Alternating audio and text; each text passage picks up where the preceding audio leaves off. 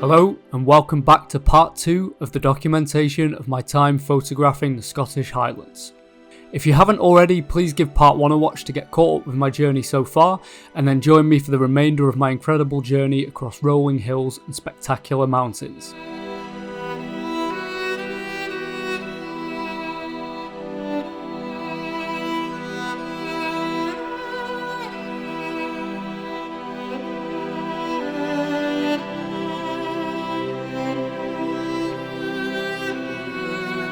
To set the scene, the journey so far had led up to this moment. Glencoe was always the end goal of the trip, a landscape I'd aspired to shoot since the very start of my photography journey. And yet here I was, car-bound due to the heaviest rain we'd seen all week, and reduced to shooting telephoto shots of the famous wee white house beneath Buachile Etive Moor. With no signs of the rain stopping, I was feeling dejected and almost ready to give up.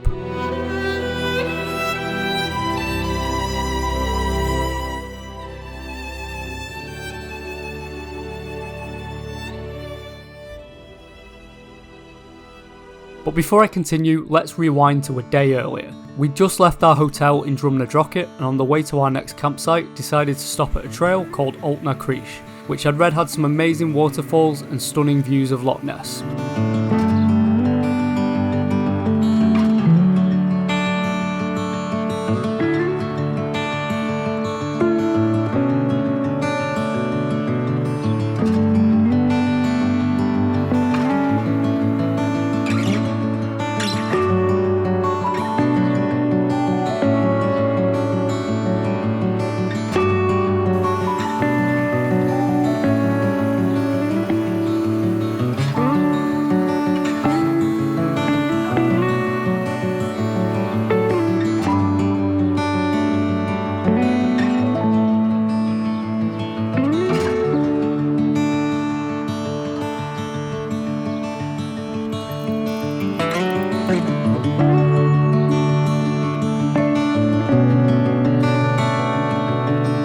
The trail starts with a short climb through a forest where I stopped to take a couple of long exposures at a waterfall.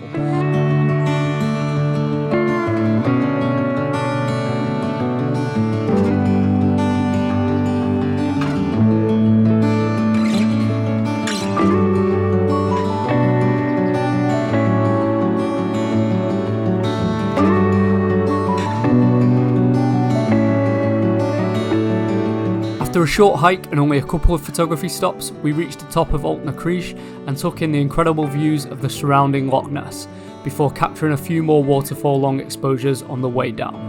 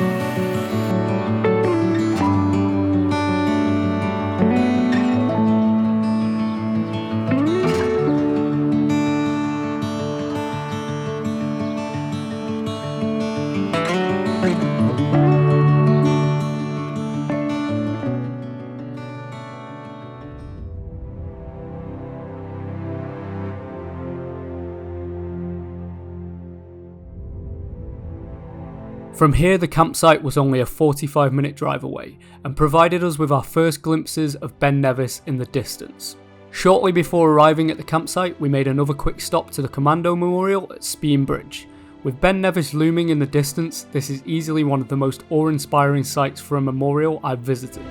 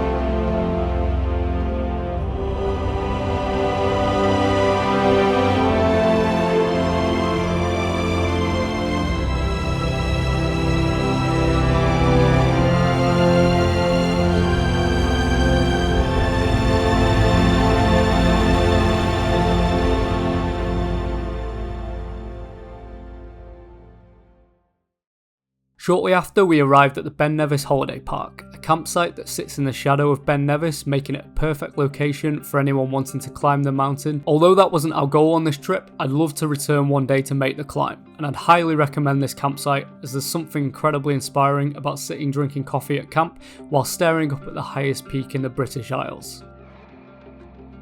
After pitching our tent, we went for a short walk along the river that runs past the campsite, a nice quiet spot where I set up my tripod and took some long exposures of the river.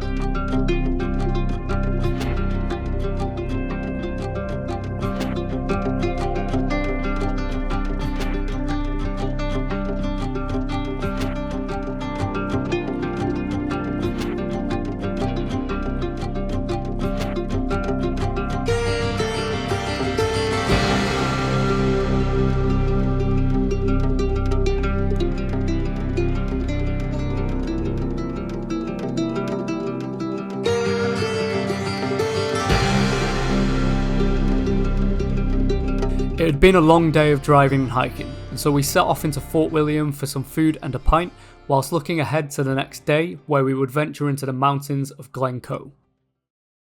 The next day we awoke to rain and fog, far from ideal conditions for the day ahead, but headed towards Glencoe with the hope that the weather would clear up. Arriving in the valleys of Glencoe was an incredible feeling. It felt almost otherworldly compared to any place I'd been before, and despite adverse weather conditions, I was ready to spend all day here capturing the shots I'd been looking for. The first stop in Glencoe was the Three Sisters. A small car park opposite was the perfect viewpoint, and an initial attempt to go for a short walk in the area was cut off by extremely heavy rain.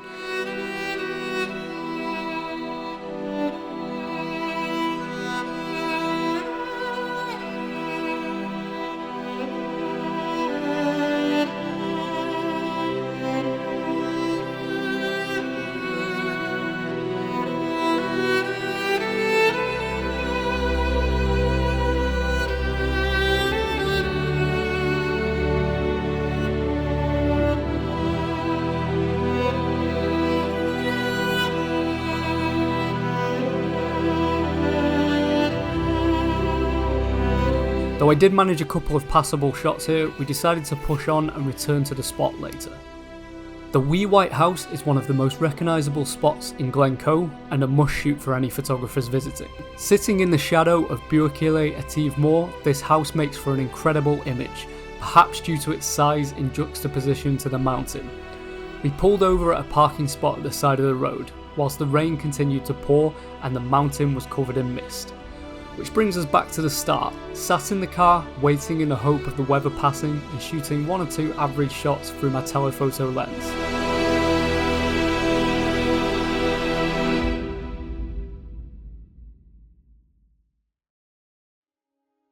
Thankfully, after an hour or so of waiting, the rain finally stopped, and I rushed out to make the most of this break in the weather. What followed was some of the purest moments I've experienced as a photographer.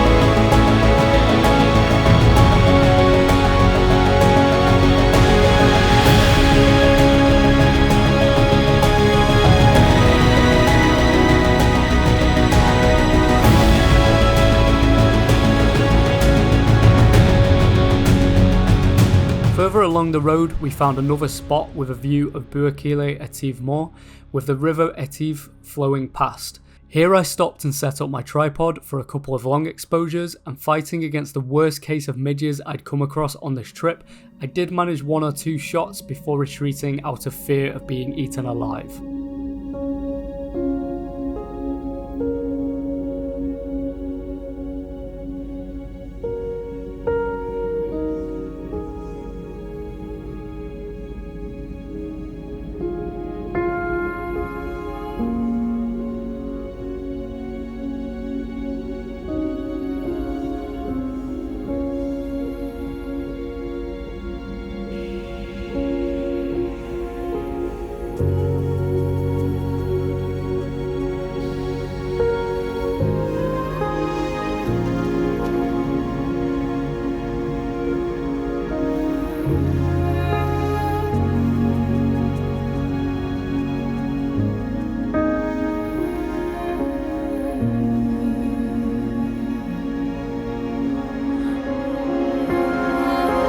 that the rain had stopped, we headed back to the Three Sisters, which was still shrouded in mist, before finally we saw the first bit of sunlight of the day.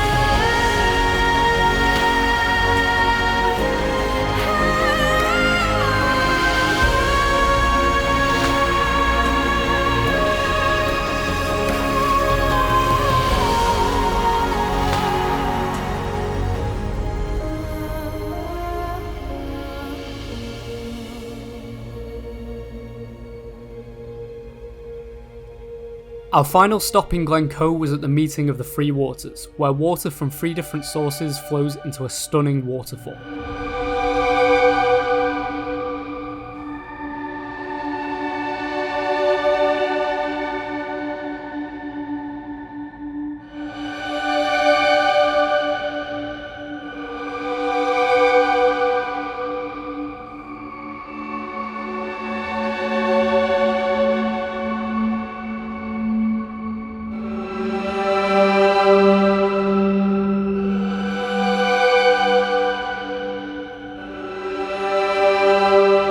Although I did get some nice shots here, we had an incredible experience when a family of deer appeared just past the waterfall.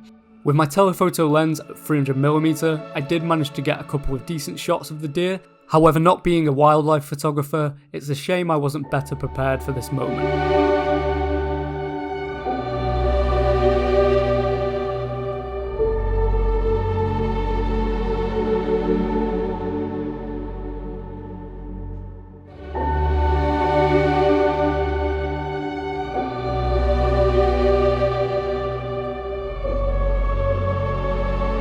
After what I thought was going to be a huge disappointment due to the weather, this had turned into an incredible day of photography, and although I was sad to be leaving the next day, we still had one more stop to make. The same day we had ventured into Glencoe, we had also attempted to visit the Glenfinnan viaduct beforehand, and to our disappointment we were unable to due to the Glenfinnan Highland games taking place that day, causing anywhere even remotely nearby to be completely full for parking. Even when returning the next day, the main car park was almost completely full due to how popular the viaduct is. You may recognise the viaduct from Harry Potter and the Chamber of Secrets, which is why it's so popular for photo opportunities, especially at around 10:45 AM and 3:15 PM every day where the Jacobite steam train crosses it.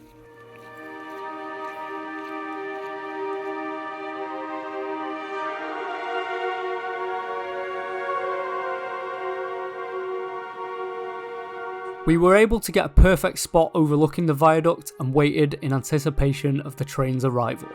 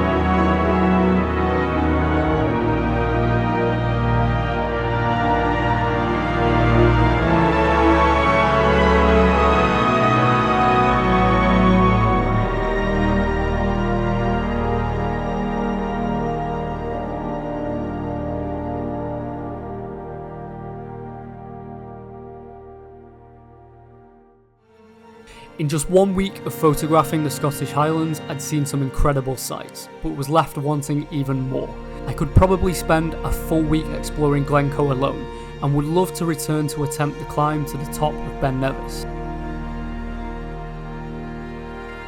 On the long and tiring drive home, we made a short stop in Tarbert, on the edge of Loch Lomond, where we'd visited just over a year before, and I reflected again on just how much I adore this part of the world.